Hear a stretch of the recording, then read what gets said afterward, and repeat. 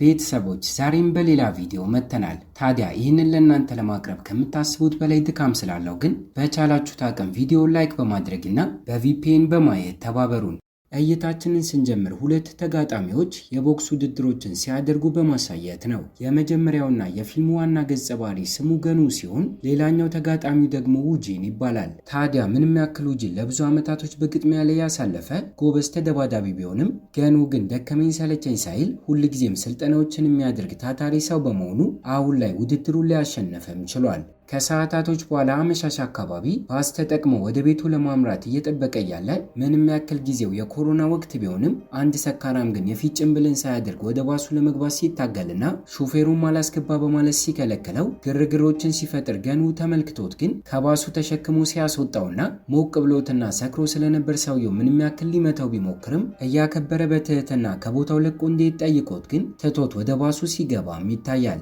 ታዲያ ባሱ ውስጥ የነበሩ ሰዎችም በተመለከቱ ነገር አድንቀው እያጨበጨቡለትም ይገኛል። እቤቱ በሚደርስበት ሰዓት ግን እናቱ በስልክ የኪራይ መክፈያ ጊዜውን እንዲያራዝሙላት እየጠየቀች የሰማ ሲሆን ይሄ ክስተትም ለኛ እሱም ሆነ ቤተሰቦቹ ድሃ እንደሆኑ እንድንረዳ ሲያደርገንና እሱም ቢሆን ለእናቱ ለማገዝ ገንዘብ እንደሚያስፈልገው አምነው ከውጂን ጋር በድጋሚ በቀጣዩ ቀን ላይ ግጥሚያዎችን ሲያደርግና ለውጂን አስቀድሞ አሰልጣኙ መከተል ያሉበትን ቴክኒኮች ቢነግረውም በኩራት ተሞልቶ ግን ከዚህ ቀደም የመሪን ቻምፒዮን እንደሆነና በዚህ ምክንያት ማሸነፍ እንደማያቅተው ተናግሮ ምንም ያክል ከዚህ ቀደም ገኑ ቢያሸንፈውም ቴክኒኮቹን አስተውሎ ስለነበር ግን አሁን ላይ እንዴት እንደሚያጠቃው በአይምሮ ከሳለ በኋላ ወጥመድ ውስጥ ሊከተው ቢሞክርም በድጋሚ ግን ሳይሳካለት ቀርቶ ውድድሩን ገኑ ሲያሸንፍም ይታያል። የገዛ አባቱ ሲሆን ውጂንን የሚያሰለጥነው እንደራበውና ወደ ካፌ ሄደው አንድ ላይ እንዲበሉ ቢጠይቀውም ጊዜው የኮሮና በመሆኑ አባትየው ግን ወደ ሬስቶራንት መሄድ እንደማያስፈልግና እዚሁ አዞ እንዲበላ በመናገር ትቶት ከቦታው ለቆ ሲወጣ የተባለውን ለማድረግ ከቦታው ለቆ እየወጣ እያለ ግን እየጠበቀው የነበረውን ገኑን ሲያገኘውና ሊቀልድብኝ እየሞከረ ነው በማለት ውጂን እስኪያምን ድረስ ግን ምግብ አንድ ላይ እንዲበሉ ገኑ ሲጠይቀውና እሱም ግራ እየተጋባ ሲስማማ ቦታው ላይ እስኪደርሱ ድረስም ግራ እጁ ከመጠን በላይ ጠንካራ እንደሆነ እሱን ተጠቅሞ በአንድ ምት ዘሮ እንደጣለው እየነገረውና እያደነቀው ሲሆን ሬስቶራንት ውስጥ ከደረሱ በኋላ ሳይቀር ለእሱና ለቤተሰቦቹ ገንዘብን ለማግኘት ብሎ የቦክስ ውድድሮች ላይ እንደሚሳተፍና ጠንካራ ሊሆን የቻለውን በተደጋጋሚ ልምምዶችን ስለሚያደርግ እንደሆነ ምግብ ቤቱ ሳይቀር ተቀጥሮ እንደሚሰራ የነገረው ሲሆን በዚህም ምክንያት ውጂን 2 ዓመት በእድሜ ከሱ ቢበልጥም ከእድሜ ውጭ በሁሉም ነገር ገኑ ከሱ ልቆ በመገኘቱ ግን እያፈረ መሪ ላይ ተወዳድሬ አሸንፊያለሁ በማለት በዚህ እንኳን ሊንጠባረርበት ሲሞክርና በድጋሚ ግን እሱም ቢሆን ተወዳድሮ እንደነበር ጭራሹኑ ከሱ ይልቅ ነጥብን አስመዝግቦ እንዳሸነፈ በሚረዳበት ሰዓት ላይ ከተቀመጠበት ተነስቶ የአክብሮት ሰላምታን ሲያቀርብለትና ከዚህ ክስተት በኋላ ሁለቱም ጓደኛሞች እየሆኑ ሲመጡም ይታያል። አመሻሽ አካባቢም እናት ወደምታስተዳድረው ካፌ ጉዞውን አድርጎ ያገኛት ሲሆን የግጥሚያ ውድድሩን በስልኳ እየተመለከተች ስለነበር በማሸነፉ ደስተኛ ሆና ስታቅፈውና የተሸለመውን ገንዘብ እሱም ቢሆን አምጥቶ እየሰጣት እምቢ ብትለውም ለቤቱ ኪራይ እንድትከፍለው በማሳመን ግን ካፌያቸውን ዘግተው ወደ ቤት ሲመለሱና ጥቁር መኪና ግን በጉዟቸው ላይ የገኑን ትኩረት ሲሰርቀውም ይታያል። እይታችንም ወደዚህ መኪና ሲወስድን ሚስተር ኪም የተባለ ሰው እየወጣ ሲሆን ቁማር ቤቶችንና መጠጥ ቤቶችን የነሱ ካፌ አቅራቢያ ለመክፈት በማሰቡ ቦታውን እየጎበኘውም ነበር። ምንም ያክል ሀብታም ቢሆንም ተንኮለኛና አራጣ አበዳሪ ነገር በመሆኑ ግን ሲታይ አሪፍ የሆነ የስምምነት ሀሳብን በማቅረብ ድሃ ለሆኑ ሰዎች ገንዘብን እያበደረ እንዳይነበብ ተደርጎ ስምምነቱ ላይ በተጻፈው ጽሑፍ አማካኝነት ግን ዕዳው ከቶ ንብረታቸውን በመውሰድ የሚታወቅ አይነት ሰው ሲሆን አሁን ላይም ቢሆን ሰዎቹን ተጠቅሞ ካፌው አቅራቢያ ያሉ ሰዎችን በሙሉ ይህንን መንገድ ተጠቅሞ እንዲያጠምዷቸው ትዕዛዝን እየሰጠም ይገኛል። በዚህም ምክንያት በቀጣዩ ቀን ላይ እንቅስቃሴዎችን ጀምረው ከባንኮች እጅጉን የተሻለና ብዙ ወለድ የሌለበትን የብድር ሀሳብ አቅርበው ይሄ እድል በድጋሚ የሚገኝ ባለመሆኑ የገኑ እናትን ጨምሮ ሁሉም ሰው ሊስማማላቸውም ችሏል። አስቀድሜ እንደነገርኳችሁ ጊዜው የኮሮና በመሆኑ በመላ ሀገሪቷ ውስጥ ንግድና ግብይት የቀነሰ ሲሆን በዚህም ምክንያት ሚስተር ኪም ሰዎቹን ልኮ ሃን ከተባለውና የሊል ግሩፕ ተቆጣጣሪ ከሆነው ሰው ጋር ስብሰባዎችን እንዲያደርጉ እያስደረገ ሲሆን የሀገራቸው አንደኛው ባለስልጣን ሳይቀር ቦታው ላይ ተገኝቶም ይታያል። ተወካዩም ሰውዬ በቅርቡ ሊሰሩት ባሰቡት ፕሮጀክት ዙሪያ ገንዘብን እነሱ ላይ ኢንቨስት እንዲያደርግ ሚስተር ሃንን እየጠየቀው ሲሆን እሱ ግን ከዚህ ቀደም ያበደራቸውን ገንዘብ እስካሁን ባለመመለሳቸው ለማበደር ፈቃደኛ ሳይሆን ሲቀርና ሚስተር ኪም ግን በድንገት ቦታው ላይ መጥቶ ስላረፈደ ትህትና በተሞላበት መንገድ መጀመሪያ ላይ ይቅርታ ከጠየቀ በኋላ አብሮት እየሰራ ባለው ባለስልጣን አማካኝነት አስፈራርቶ ሰውየውን እንዲስማማ ሊያደርገውም ችሏል። ከደቂቃዎች በኋላ እቅዳቸው እንደተሳካ በማሰብ ከስራ አጋሮቹ ጋር እየጠጡና እየተዝናኑ ሲሆን ከዚህ የተሻለ ጥቅምን ማግኘት ካይቀርም በማለት ቅንጡ የሆኑ የወርቅ ጌጦችን ሳይቀር ለባለስልጣኑ ሲሰጠውና ክፍል ውስጥ ባስቀመጠው ካሜራ እንዲቀረጽ አድርጎ ግን እሱ ባያስተውልም ወጥመድ ውስጥ ግን ሲከተውም ይታያል። ገኑ ደግሞ በሌላ በኩል ለስልጠና ወደ ጂም ቤቱ ጉዞውን ያደረገ ሲሆን ከዚህ ቀደም በነበረው ውድድር ላይ በኮሮና የተጠቃ ሰው በመገኘቱ ለዛሬ እንደተዘጋ ሲመለከትና እንዲዝናኑ አስበው ለውንጂን በመደወል እንዲገናኙ ሲቀጥረው እንቅልፍ ውስጥ ስለነበር ግን እንዲመጣ የቤቱን አድራሻ ሲልክለትና በጥቂት ደቂቃዎች ውስጥ ቦታው ላይ ቢደርስም ጭንብል ያደረገና የተሸፋፈነ አንድ ሰው ግን ጎዳና ተዳዳሪን እያባረረ ስለነበር ክስተቱን ተመልክቶ ሊረዳው ተከትሎ ሲያመራና ሊያስቆመው ቢሞክርም ጎዳና ተዳዳሪውን አጥቅቶ ከጣለ በኋላ ግን እሱንም ሳይቀር በኤሌክትሪክ ሾክ ማድረጊያ መሳሪያ እንዲጎዳ አድርጎ መሬት ላይ ከጣለ በኋላ ስለማንነቱ ጠይቆ ሰውየውን ለመርዳት እየሞከረ እንደነበር ሲረዳና ባልጠበቅነው ሁኔታ የፊት ጭንብሉን ሲያወልቀው ግን ኤንጆ የተባለች ሴት እንደሆነች ልንመለከትም ችለናል። እንዲሁም ለገኑ ሰውየው ጎዳና ተዳዳሪ ሳይሆን አጭበርባሪ እንደሆነና የተበደረውን ዕዳ ለመክፈል እያስመሰለ እንደሆነ የነገረችው ሲሆን ጨርሳ ቤቷ ስትመለስም ከአያቷ ቾይ ቴያን ጋር ስትገናኝ በሰዓቱ ለአያቷ ቾይም አንዲት ሴት የተበደረችውን ገንዘብ ልትመልስለት እየሞከረች ስለነበር ከክስተቱ እኛም ሰውየው ለተቸገሩ ሰዎች ገንዘብን እንደሚሰጥና ተጠቅመውበት በሚመልሱበት ሰዓት ግን ምንም አይነት ትርፍን እንደማይቀበልና በአጠቃላይ ሰዎችን ለመርዳት ብሎ የሚያደርገው ነገር እንደሆነ ታዲያ የጎዳና ተዳዳሪ በመምሰል ሊያጭበረብሩ የሞከረውንም ግለሰብ የልጅ ልጁ የሆነችው ኤንጆ ልትበቀለት አስባ ቀደም እንደዛ እንዳደረገች ልንረዳም ችለናል። ሰዎችን ማመን እንደሌለበት አሁን ላይም ቢሆን እየነገረችው ሲሆን ቾይ ግን ጸብ ውስጥ መግባት እንደሌለባት ካስጠነቀቃት በኋላ የድሮ ጓደኛ ወደሆነ ወደ ሙን ጋር ደውሎ ለደህንነቷ ሲባል የሚጠብቃትን ሰው እንዲልክለት እየጠየቀውም ይገኛል። በተመሳሳይ ሰዓት ላይ ወደዛ ካፌ ደግሞ ሚስተር ኪም ሰዎቹን ጁንሚን በተባለ ሰው እንዲመሩ አድርጎ ወደ እሷ ጋር የላከ ሲሆን ዕዳዋን እስካሁን መክፈል እንደነበረባት በመናገር ግራ እንድትጋባ ሲያደርጋትና ከዚህ ቀደም ስላስፈረማት የስምምነት ወረቀት ካሰበች በኋላ ከካፌው ለቀው እንዲወጡ ካለበለዚያ ፖሊሶቹን እንደምትጠራ ስትናገርና ጁንሚን ግን አብሮት የመጡትን ዱርዮች ተጠቅሞ መስታወቶቹን እየሰበረ ቦታውን ድምጥማጡን ሲያወጣውና ደንግጣ እሷም አቅራቢያው ላይ ወዳለ ልጇ ጋር ደውላ እንዲመጣ ስትነግረው እቃዎችም ሲሰባበሩ ሰምቶ ስለነበር ቦታው ላይ ፈጥኖ ሲደርስና ምንም ያክል ቁጥራቸው ከ10 ቢበልጥም ተደባዳቢ በመሆኑና በሌላ በኩል ደግሞ እናቱን ሲያሰቃያት በመመልከቱ እልህና ንዴት ውስጥ ሆኖ አንድ ባንድ ደብድቦ ሲያሸንፍ የእናቱን ደህንነት አረጋግጦ ጂንሙን ሳይቀር ሊያጠቃው እየተዘጋጀ ያለ ግን ሚስተር ኪም በድንገት ከአንድ ግዙፍ ሰው ጋር ወደ ቦታው ሲመጣና ከዚህ ቀደም እናቱ ብርን እንደተበደረች እስካሁን ግን እንዳልከፈለች የነገረው ሲሆን ልጇም ግራ እየተጋባ መጀመሪያ እነሱ ለሰባበሩት ዕቃ ዕዳቸውን እንዲከፍሉ ሲነግረውና ሚስተር ኪምን በዚህ ምክንያት አብሮት የመጣውን ግዙፉን ሰው እንዲያጠቃው ሲነግረውና ራሱን ለመከላከል ገኑ ሰውየውን በተደጋጋሚ ቢመታውም አንዳች እንኳን የህመም ስሜት ሳይሰማው ግን እየነሰረውን ቢሆን በአንድ ምትዘርሮ ሲጥለውና ሚስተር ኪምም 10ሩን ሰዎቹን ደብድበው ስለነበር እያደነቀው ከዚህ በኋላ ለሱ እንዲሰራ ሐሳብን ሲያቀርብለት ገኑ ግን ምራቁን ሲተፋበትና በአሰቃቂ ሁኔታ በዚህ ምክንያት ፊቱ ላይ በጩቤ ከቀደደው በኋላ ለፖሊስ ለመናገር ከሞከረ እሱንም ሆነ እናቱን እንደሚጎዳበት ዕዳቸውንም ቢሆን በፍጥነት እንዲከፍሉ አስጠንቅቆት ከቦታው ለቆ ሊሄድም ችሏል። ከደቂቃዎች በኋላ ፊቱ ላይ ላለው ቁስል ሐኪም ቤት ሄዶና ተሰፍቶ ጠባሳ እንዳይፈጠርበት የተሻለ ሕክምናን እንዲያገኝ ሲጠይቁት ውድ በመሆኑና በቂ ገንዘብ ስለሌለው ሳይስማማ ሲቀርና በተፈጠረው ነገር እናቱ ደግሞ አዝና ስታለቅስ የሚታይ ሲሆን ለፖሊሶች ሪፖርት ካደረገ እናቱን እንደሚጎዳበት በማመኑም ወደ ጓደኛው ውጂን ጋር አምርቶ የተፈጠረውን ነገር እየነገረውና ቁስሉን እያሳየው መፍትሄዎችን ሲጠይቀውና ከዚህ ቀደም እናቱ ተስማምታ የፈረመችበትን ወረቀት ሳይቀር ሲያነቡም ያለባትን ዕዳ በ24 ሰዓታቶች ውስጥ ካልከፈለች ካለ ገደብ ወለዱ መጨመሩን እንደሚቀጥል እንደተጻፈ ሲረዱና ከቀጣዩ ቀን ጀምሮ መፍትሄን ለማግኘት መንቀሳቀስ ሲጀምሩም ይታያል። በመጀመሪያም ወጣት ወደሆነ አንድ አራጣ አበዳሪ ጋር በስልክ ደውሎ ካጣራ በኋላ ውጂን ይዞት ሄደ ሲሆን ሰውየውም ገንዘቡን ከፊት ለፊታቸው አስቀምጦ እንዲጎመዡ እያደረገ አሁኑኑ ሊሰጣቸው እንደሚችል በምትኩ ግን ለ2 ዓመታቶች ያክል የእሱ ሰው በመሆን የሚፈልገውን ነገር እያዘዛቸው መስራት እንደሚገባቸውና የተበደሩትን ገንዘብ በሰዓቱ መክፈል ካልቻሉ እንኳን ስቃይና በደል እንደሚጠብቃቸው የነገራቸው ሲሆን ሁለቱም በዚህ ምክንያት በሀሳቡ ሳይስማሙ ቀርተው ከቦታው ለቀው ሲወጡና በመቀጠልም ወደ ሚስተር ሙን ጋር ሲያመሩ አሁን ላይ ግን እድለኛው ነው ቾይ ቴያን የተባለ ደግ ሰውን እንደሚያውቅ እንደሚያውቅና አሁን ላይ ለልጅ ልጁ ቦዲጋርድንም ስለሚፈልግ ያጋጠማቸውን ነገር ሄደው ቢነግሩት ሊቀጥራቸው ፈቃደኛ እንደሚሆን የነገራቸው ሲሆን አስቀድሞ እሱ ጉዳዩን በስልክ ነግሮ ከጨረሰ በኋላ ስለ ሁለቱ የሚናገር ዶክመንትን ሲልክለትና ፎቶቸውንም ከተመለከተ በኋላ ከሁለቱ ገኑን አስበልጦ ሲመርጠውና የዛኑ ቀን ላይ እንዲገናኙ ቀጠሮዎችን ካስያዘ በኋላ ሁለቱም አብረው ቢያመሩም ገኑን ግን ብቻውን ማናገር ጀምሮ ፊቱ ላይ ስላጋጠመው አደጋም ሆነ የእናቱ ካፌ ውስጥ ስለተፈጠረው ነገር ከተረዳ በኋላ አስቀድሜ እንደነገርኳችሁ ደግ ነገር በመሆኑ ሁለቱንም ሊቀጥራቸው ሲስማማና መጀመሪያ ላይ ግን ልጁን ማሳመን እንዳለባቸው ቅድመ ሁኔታን ሲሰጣቸውም ይታያል። የዛኑ ቀን ላይ አመሻሽ አካባቢ ወደ ቤት ከተመለሱም በኋላ እናቱ ምግብ ሰርታላቸው እየበሉ እያለ ሹፌሩ የሆነውን ሚስተር ወልኮ ገንዘቡን እንዲሰጣቸው ያደረገ ሲሆን ይሄ ነገርም ከመጠን በላይ ደስተኛ እንዲሆኑ ሊያደርጋቸውም ችሏል። ታዲያ በቀጣዩ ቀን ላይ ልጁን ለማሳመን አያቷ ወደሚቆጣጠረው ላይብረሪ ጉዟቸውን ያደረጉ ሲሆን እስክትመጣ ድረስ አንዴ ተቀምጠው እያወሩ አንዴ ደግሞ ክፍል ውስጥ እየተዟዟሩ ሲጠብቋትና በሚያስገርም ሁኔታ ለማንበብ አንደኛው መጽሐፍ በሚያነሱበት ጊዜ መጽሐፍ እንዲመስል ተደርጎ የተሰራ ካርቶን እንደሆነና በውስጡ ብዙ ሺህ ገንዘብም እንደተቀመጠ ሲመለከቱና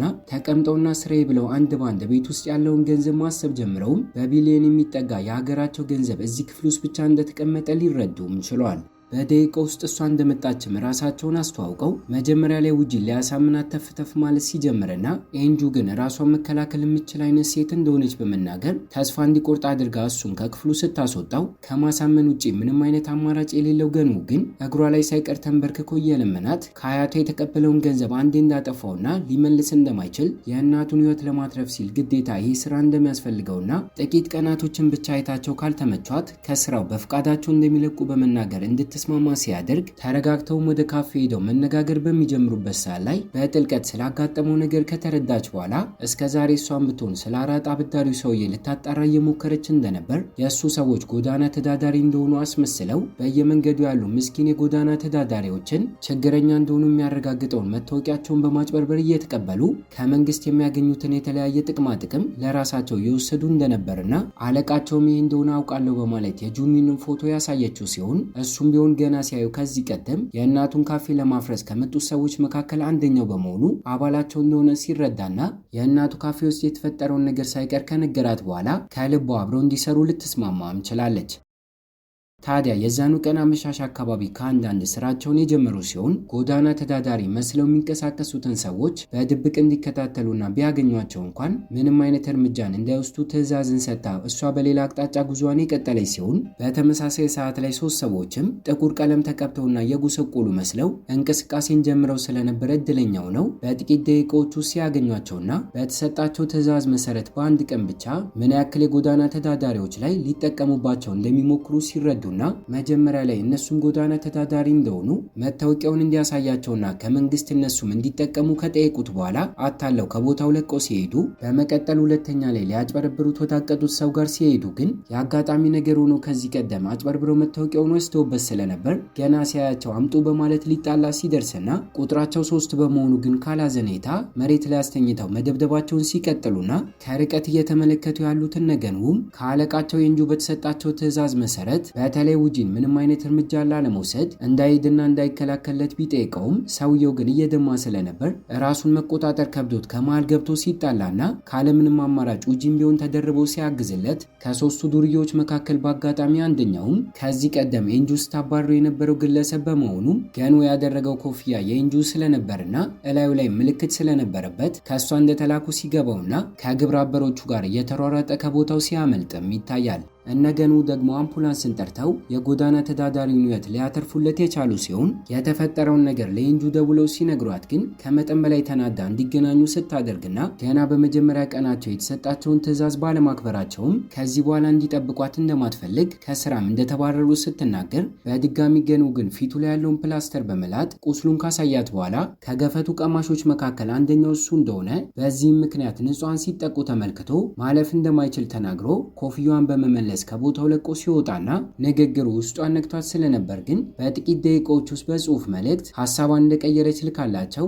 እንዲደሰቱ ልታደርግም ችላለች። በተመሳሳይ ሰዓት ላይ ያንግ የተባለው ዱርዬ ደግሞ ወደ ጁንሚ ጋር አምርቶ የተፈጠረውን ነገር የነገረው ሲሆን በኮፍያው አማካኝነት ማንነታቸውን በማወቁም በቀጣዩ ቀን ላይ ወደ አያቷ ቤተ መጻሕፍት ጉዟቸውን ሲቀጥሉና በአጋጣሚ ውስጥ ላይ ሶስቱም ተቀምጠው ስለ ቀጣይ እቅዳቸው እያወሩም ስለነበር ከደህንነት ካሜራው የመጡ እንደሆነ ከተመለከቱ በኋላ ማብራቱን በማጥፋትና በሩን በመዝጋት ልክ እንደሌሉ ለማስመሰል ስትሞክር እና ያንግም ለማጣራት ብለው ብቻ መጥተው ስለነበር ተሳክቶላቸው ባያገኟቸውም የቤተ መጽሐፉ በር ግን ከሌሎቹ ቤቶች በተለየ መልኩ ጠንካራ ተደርጎ እንደተሰራ ሊረዱም ችለዋል። ከቦታው ለቀው ከሄዱ ከሰዓታቶች በኋላ አያቷ ሳይቀር የመጣ ሲሆን የተፈጠረውን ነገር ካወቀ በኋላ ከመጠን በላይ ተናዶ ከኤንጁ ጋር መጨቃጨቅ ሲጀምርና ምንም ቢፈጠር እሷ ግን እንደማታቆም ነግራው ከቤቱ ለቃ ስትወጣ ስለ ጉዳዩ በጥልቀት እንዲያጣራ ለአገልጋዩም በግሉ ትዕዛዝን ሲሰጥም ይታያል። ከዚህ ክስተት በኋላ በሶስቱ መካከል ቀረቤታ እየተፈጠረ መምጣት የጀመረ ሲሆን በተለይ ውጂን ቀልደኛ ነገር በመሆኑ ልክ እንደ አለቃ ሳይሆን እንደ ጓደኛውና እንድትቀርባቸው ኤንጁን ሲያደርጋትና ታሪኳንም ቢሆን መናገር ጀምራ ትክክለኛ አያቷ ቾይ እንዳልሆነና የማደጎ ልጁ ነኝ በማለት ልትነግረውም ችላለች። ሚስተር ቾይም ቢሆን ረዳቱ ደውሎለት ጁንሚን ማለት ለኪም ተቀጥሮ የሚሰራ ግለሰብ እንደሆነ ፈገግታ የተሰኘ የብድር ተቋምም ሳይቀር እንዳለው የነገረው ሲሆን ቾይ ግን ገና ሚስተር ኪም የሚለውን ስም ሲሰማ ታችን በትውስታ ወደ ኋላ ወስዶን ከአመታቶች በፊት በወጣትነት ጊዜው ላይ እሱም ቢሆን የብድር ተቋም እንደነበረውና አሁን ላይ ጓደኛው ነው ሙንም ሆነ ሚስተር ኪም የሱ ሰው ሆነው ይሰሩ እንደነበርና በአጋጣሚ አንድ ቀን ላይ ግን ያንግና ቢም የእሱን ቢሮ ሰብረው በመግባት መዝረፍ እንደጀመሩና ቾይ ግን ሌባ እንደገባ መረጃ ደርሶ ስለነበር ብቻውን ሊያስቆማቸው ወደ ቦታው እንዳመራና ብቻውን ቢሆንም ችሎታው ስለነበረው ግን ተጣልቶና ሁለቱን ማጥቅቶ መጣል ችሎ እንደነበር ከኋላው ግን በድንገት ሚስተር ኪም መጥቶ ስለተጠቅመው በመውጋት እንዲዳከም እንዳደረገውና ለደቂቃዎች ያክልም ጸባቸው ቀጥሎ ሊገለው ባይችልም ቾይ በስለት ግን ፊቱን ሲቀደውና ለኪም ግን ያንግ ሳይቀር እያገዘለት ከከፍታ ላይ በመስኮቱ በኩል ወርውረው ከጣሉት በኋላ ካዝና ውስጥ ያለውን ገንዘብ በሙሉ ጠራርገው እቤቱንም ሳይቀር እሳት አስይዘው ከቦታው ለቀው ሲወጡና እይታችን ግን ወደ ቾይ ጋር ሲወስደን ከከፍታ ላይ ቢወድቅም ተነስቶ ግን እንዳመለጠ ልንመለከትም ችለናል። ከትውስታችን ስንመለስ አሁን ላይ ለኤንጁ ይህንን ጉዳይ ከዛሬ ጀምሮ እሱ እንደሚይዘውና እሷ ደግሞ ከጉዳዩ እጇን እንድታወጣ እየነገራትም ይገኛል።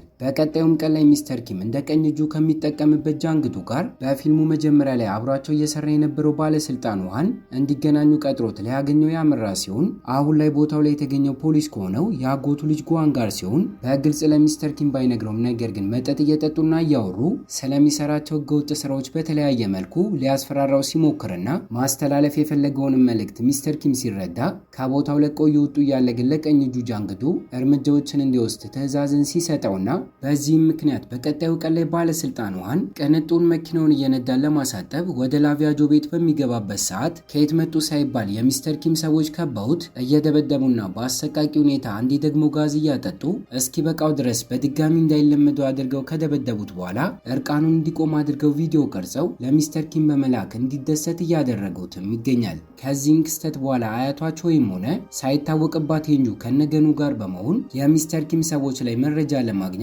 ለቀጣዮቹ ጥቂት ቀናቶች መንቀሳቀሳቸውን የቀጠሉ ሲሆን እና ያንግ ግን ጎዳና ተዳዳሪ በሚመስሉበት ጊዜ ማታ ማታ እየተከታተሏቸው እንደሆነ አስተውለው ስለነበር ወጥመዶችን አዘጋጅተው ተጨማሪ ሰዎችን ወደ ቦታው እንዲመጡ አድርገው ፓርኪንግ ቦታው ላይ ከበው ሊያጠቋቸው መዘጋጀት ሲጀምሩና ክስተቱን ግን ውጭ ላይ እየጠበቀቻቸው የነበረችው ኤንጁ አስተውላ ለአያቷ ቾይ በመደወል ስትነግረውና ቾይም ቢሆን የድሮ ጓደኞቹ ወደ ሆኑት ወደ ህዋንጊያንና ወደ ሊዳ ያንግ ጋር ደውሎ ያሉበትን አድራሻ በመላክ እንዲረዷቸው ሲልካቸውና እነሱ ቦታው ላይ እስኪደርሱ ድረስ ለደቂቃዎች ኤንጁ ሳትቀር እያገዘቻቸው ለሶስቱ መጣላታቸውን ሲቀጥሉና ማክሱን ገኑ በሚያወልቅበት ሰዓት ላይ ጁንሚን ሳይቀር ተመልክቶ ከዚህ ቀደም የሚተዋወቁ እንደነበር ሲያስተውልና ለአለቃው ኪም በመደወል ይህንን ነገር ሲያሳውቀው ኪምም ስለ እናቱ ስለሚያውቅ ሰዎቹን እንዲያግቱለት ልኮ የነበረ ቢሆንም ስለ ክፋቱ የሚያውቀው ቾይ ግን አንድ እርምጃ ቀድሞት እንዲጠብቋት ሰዎቹ ልኮ ስለነበር ሳይሳካለት ሲቀርና ፓርኪንግ ቦታው ላይም ቢሆን ነገኑ ከዱርዮቹ ጋር ተጣልተው ማሸነፍ ሲችሉም ይታያል።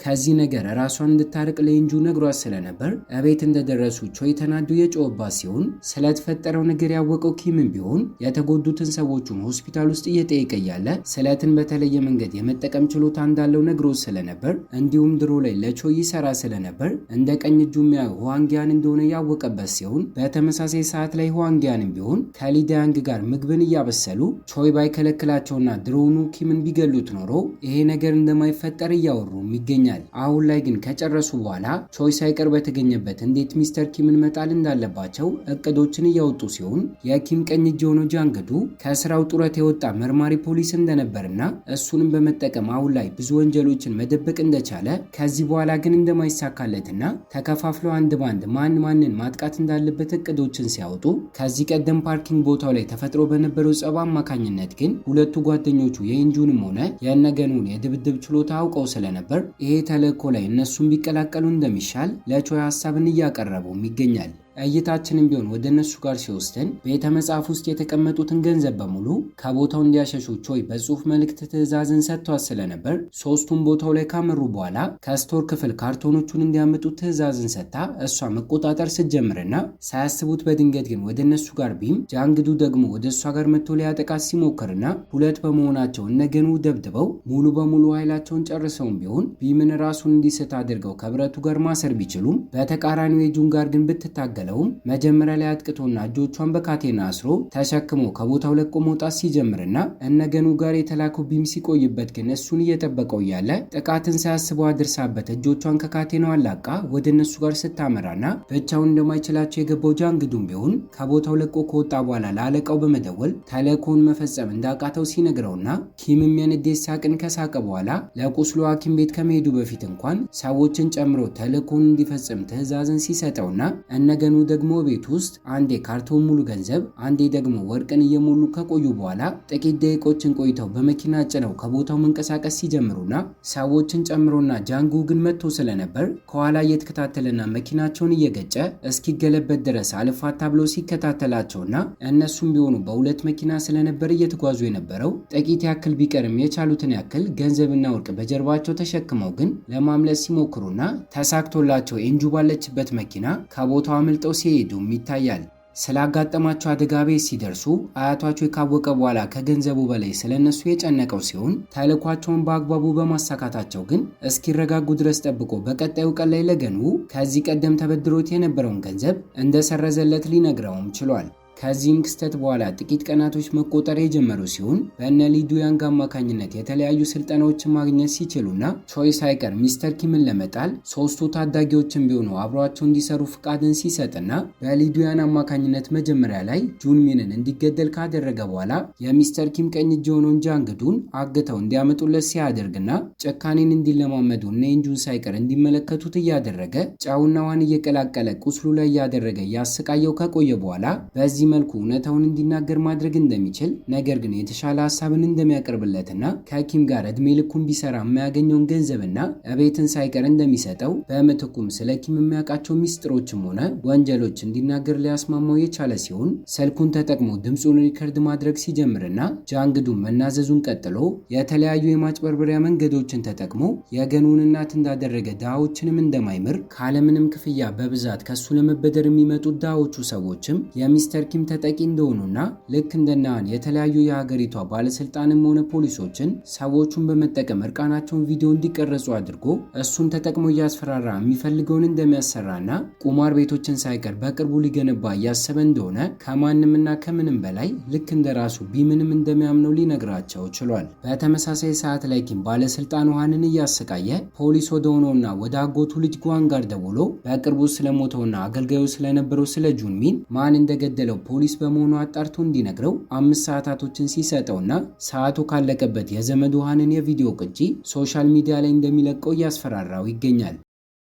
ከሰዓታቶች በኋላ ስኬታቸውን አስመልክቶ እነ ቾይ እየጠጡና እየተዝናኑ ውጂንም ቢሆን በቀልዶቹ እያሳቃቸው ከቆዩ በኋላ ዱያንግና ህዋንጊያን ብቻቸውን ማውራት ጀምረው በሚስጥር የያዛት ፍቅረኛ እንዳለችው ነብሰ ጡር ስለሆነች በቅርቡ አባት እንደሚሆን ዱያንግ የነገረው ሲሆን እየደወለችለት ስለነበረም ተሰናብቶት ወደ እሷ ጋር ሲያመራና ሰዓቱ ከመርፈዱ በፊት በሚያሳዝን ሁኔታ ህዋንግን ጁንሚንን ከገደለው በኋላ ዱያንግ ወደ ፍቅረኛው ጋር አምርቶ ስለነበር ከደህንነት ካሜራ ይህንን ቅጂ ተመልክቶ የቤቱን አድራሻ ሲልክለትና ኪምም ሰዎቹን በመሰብሰብ ወደ ቤቱ እንዲያመሩ ሲያደርጋቸው ሚስቱ በሩን ልከፍት ስትል ማስቆማት በቀዳዳ በኩል እነሱ እንደሆኑ ካየ በኋላ አንደኛው ክፍል ውስጥ እንዳትወጣ ተናግሮ ሲቆልፍባት የኪምን ሰዎችንም ቢሆን እንዳይገቡ ፍሪጁን ሳይቀር በሩ ላይ ቢያስደግፍም መስኮቱን ሰብረው ግን ወደ ውስጥ ገብተው መጣላት ሲጀምሩና ብዙ በመሆናቸው አጥቅተውት ግን ኪም የሚስቱን ህይወት ማትረፍ ከፈለገ የህዋንጊያንን አድራሻ እንዲሰጠው ሲጠይቀውም ይታያል። በቀጣዩም ቀን ላይ ቾይ የገኑ እናት ያዘጋጀችውን ምግብ ቁርስ ላይ ከተመገቡ በኋላ ከአመታቶች በፊት የመሰረተው የማደጎ ቦታ ላይ ለህፃናቶች ምግብ እንድታበስል ስራን የሰጣት ሲሆን ኪም ደግሞ ህዋንጊያን ወደሚሰራበት ምግብ ቤት አምርቶ ሲያገኘውና በፊቱ ላይ ጸጸት ሳይታይ ይልቁንስ ፈገግ እያለ ጓደኛው ዱያንግን ከነሚስቱ ገሎ እንደመጣ ከነገረው በኋላ ከሱ ጋርም ቢሆን መጣላት ሲጀምር ዱያንግንም ቢሆን በአሰቃቂ ሁኔታ ከገደለው በኋላ ወደ ቾይ ቤት ሲያመራና በአጋጣሚ እንጁም ሆነች ገኑ ደግሞ የማደጎ ቦታውን ሊያስጎበኟት ከእናቱ ጋር አምርቶ ስለነበር ከውጂን ጋር ቤት ውስጥ ቾይ ብቻውን የሚገኝ ሲሆን ከደህንነት ካሜራ ሊያጠቋቸው እየመጡ እንደሆነ ቾይ ካየ በኋላ ሽጉጡን አዘጋጅቶ እስኪገቡ ሲጠባበቅና ከአመታቶች በፊት ከፎቁ ላይ ከወደቀበት ክስተት በኋላ እግሩን ተጠቅሞ በቅጡ መራመድ ባይችልም ከሰዎቹ ጋር ውጂን በእጁ ሲጣላ ቾይ ደግሞ እንደተቀመጠ በሽጉጥ ሲገላቸውና ጥቂት ደቂቃዎችን እንኳን ሳይቆዩ ግን ስለት ተጠቅመው ውጂንን ወቅተው ሲጥሉትና ራሱ ኪም ሳይቀር ቾይን ከገደለው በኋላ ቤት ውስጥ የነበረውን ገንዘብ በሙሉ ዘርፎ እሳት አዚዞ ከቦታው ለቆ ሲወጣና እነገኑም ከመጡ በኋላ